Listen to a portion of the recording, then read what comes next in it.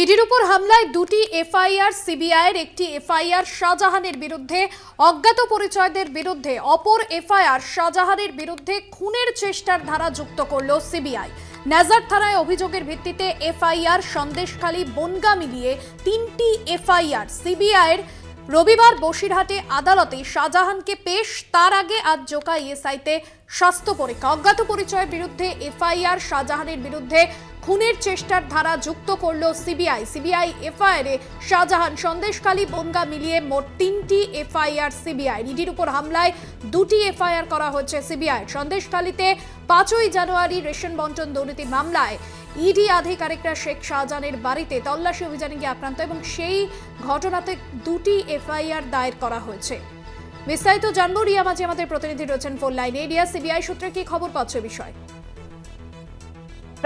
নাজার থানায় যে দুটি এফআইআর করা হয়েছিল, প্রমোটো করা হয়েছিল এবং অপরটি যে ইডির ডেপুটি ডিরেক্টর অভিযোগ জানিয়েছিল, সেই অভিযোগের ভিত্তিতে যে এফআইআর হয়েছিল, সেই এফআইআর দুটি এফআইআর এর ভিত্তিতেই কিন্তু সিবিআই এর তরফ থেকে যে এফআইআর লজ করা হয়েছে কোর্টের নির্দেশে, তারপরে কিন্তু যেটা দেখা গিয়েছিল যে সেখানে 307 অর্থাৎ অ্যাটেম্প টু যে মার্ডারের সেকশন, সেই সেকশন অ্যাড করা হয়নি এবং গতকালকে সেই সেকশন ইতিমধ্যেই অ্যাড করেছে সিবিআই এর তরফ থেকে। এবং যেখানে দেখা যাচ্ছে যে অন্যান্য যেসব ধারাগুলো রয়েছে তার বাইরে কেউ এই যে 307 যে অ্যাটেম্প টু মার্ডারের সেকশন, সেটা অ্যাড করা হয়েছে সিবিআই এর তরফে। সিবিআই এর দুটি এফআইআর করা হয়েছিল নাজার থানার এফআইআর এর ভিত্তিতে, সেই দুটি এফআইআর এর মধ্যে কিন্তু এই 307 অ্যাটেম্প টু মার্ডারের যে সেকশন, সেটা অ্যাড করা হয়েছে।